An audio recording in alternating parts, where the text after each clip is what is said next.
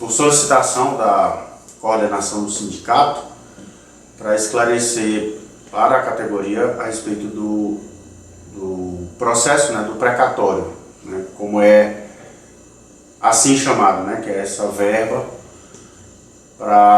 que o município tem para receber da União. Preciso falar rapidamente que isso é o precatório do Fundef, né, que foi antes do Fundeb, né, e o que aconteceu foi que em 1999 o Ministério Público Federal ajuizou uma ação civil pública contra a União, questionando os valores, né, o valor aluno. E a sentença foi procedente, isso lá no estado de São Paulo, tá? A sentença foi procedente, a União recorreu e a sentença foi mantida.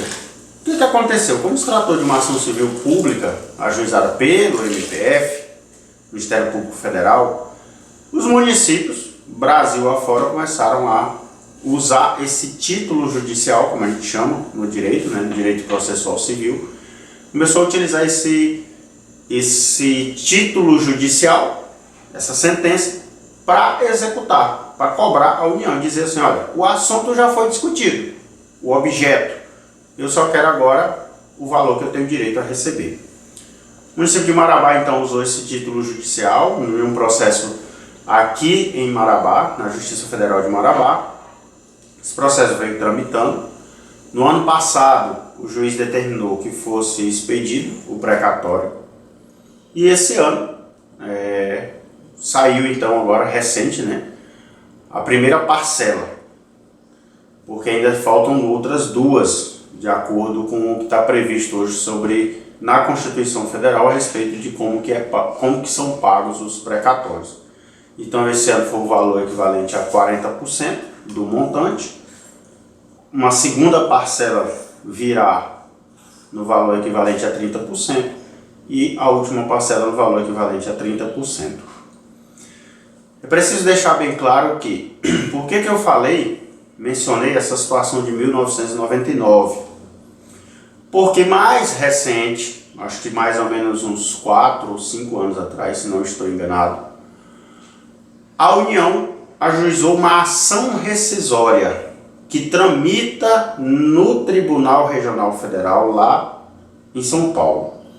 E o objetivo da União, por ser uma ação rescisória, é desconstituir essa sentença. Ou seja, se a ação rescisória for julgada procedente, essa sentença, ela não, vou usar um termo, né, o mais didático possível, ela deixa de ter valor. Imagina, como se você tivesse um cheque, a pessoa lhe dá um cheque para você ir receber, mas posteriormente descobre-se que aquele cheque é falso, né? Um exemplo para vocês poderem entender. Não é que a sentença seja falsa, a questão aqui principal é a ação rescisória, ela vem para, digamos assim, anular o julgamento anterior. Isso é previsto no Código de Processo Civil, inclusive nos processos criminais também é previsto esse tipo de ação para desconstituir um título judicial anterior. Pois bem, essa ação rescisória ela está tramitando.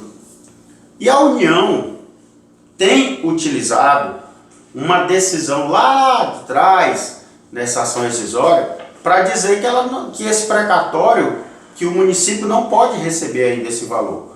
Por quê? Porque lá atrás, quando essa ação rescisória foi ajuizada, o desembargador, o relator, concedeu uma liminar, determinando a suspensão de toda a execução baseada nesse título judicial. Essa matéria já foi debatida até no Supremo, em ações com um rito bem diferente, que são suspensão de liminar, suspensão de segurança, suspensão de várias, tem decisão para tudo quanto é gosto. Tem decisão que determinou suspensão, tem decisão que determinou a não suspensão, enfim, é um emaranhado de decisões. Aqui em Marabá, a União vem sempre batendo na tecla, sempre dizendo, olha, tem a ação rescisória, precisa ser julgada a ação rescisória, só depois de julgado é que pode dizer se o município vai ou não vai receber alguma coisa. O juiz aqui de Marabá rejeitou esses argumentos da União. Por isso que ele determinou a expedição do precatório, né, do ofício requisitando o pagamento por meio de precatório. A União depositou esse valor esse ano, disponibilizou, né, para o Tribunal Regional Federal da Primeira Região, que é Brasília, e o tribunal determinou a transferência do valor para uma conta judicial. Esse valor não está na conta da prefeitura, preciso deixar isso muito claro. Esse valor está em uma conta judicial. Então, logo o valor foi depositado nessa conta judicial, o que o município fez? Apresentou, né, se manifestou no processo e disse, olha, solicito que o valor seja transferido para essa conta aqui, que é uma conta, essa sim, do município. Depois foi muito rápido o acesso, foi na mesma semana, peticionou novamente, enfim. O processo estava concluso. Quando a gente fala concluso, ou seja, estava aguardando uma decisão do juiz, se já determinava a transferência ou não desse valor para a conta do município. Porém, essa movimentação ela foi cancelada e é um procedimento normal, não é nada fora do comum, não é nada fora de quem lida, né, com processos. Foi determinado então que a União se manifestasse para dizer se ela concordava ou não com a transferência. É o que a gente fala de contraditório. Eu preciso estar ouvindo a outra parte a respeito. Então, essa manifestação da União já era mais do que esperado. Isso seria qualquer pessoa que estivesse litigando faria a mesma coisa. É muito óbvio isso. Eu acredito, né, numa análise, que é provável que o juiz determine ainda que o Ministério Público Federal se manifeste. É provável, não estou dizendo que isso vai acontecer. Mas, analisando o processo como um todo, penso eu que o juiz muito provavelmente vai querer ainda, vai determinar que o Ministério Público Federal se manifeste, se ele concorda ou não com a liberação desse valor. E por que eu falo isso? Porque nesse processo aqui de Marabá, tendo em vista que a execução de um título judicial, de uma ação lá de 1999, protocolada, proposta pelo Ministério Público Federal, tem uma decisão já mais recente nesse processo de Marabá, em que o juiz disse assim, olha, tem toda essa situação do processo lá de 1999, o que o Ministério Público Federal tem a dizer? Então, creio eu, não estou dizendo que isso é 100%, e nem que isso vai acontecer, mas há uma chance muito grande do juiz solicitar ou determinar, na verdade, que o Ministério Público Federal se manifeste. Aí vai aguardar o Ministério Público Federal se manifestar, o processo volta para o juiz e aí é o juiz que vai decidir. Ele pode determinar a liberação do valor para a conta da prefeitura. Ele pode dizer, olha, vamos aguardar a ação rescisória e o valor fica aqui na conta judicial. Ele pode fazer uma ou outra situação. E já falando o seguinte, e se ele determinar que o valor seja liberado para a conta do município? Muito provavelmente a União deva interpor um recurso, né, uma medida judicial para tentar bloquear essa transferência. Muito provavelmente. Se o juiz disser que não é para transferir para a conta, aí é provável que já seja o município quem adote essa postura de buscar uma medida judicial para que o valor seja liberado. Ou seja, o que a gente pode falar nesse momento é que não há a menor previsão de quanto que esse valor. Pode ser que talvez daqui a 10 dias, daqui a 15 dias, o valor esteja na conta do município. Pode ser que só daqui a 3 meses. Pode ser talvez até que mais tempo do que isso. Não tem como dizer nada, absolutamente sobre nada, em termos de prazo. É uma questão agora que vai depender do trâmite, do que o juiz vai decidir, se libera, se não libera, e uma série de outros detalhes, né? Tem fila de processos na frente que precisam ser despachados antes e por aí vai. No mais, se alguém disser assim, por que o sindicato não adota nenhuma medida? Vem, o sindicato nunca foi parte nesse processo.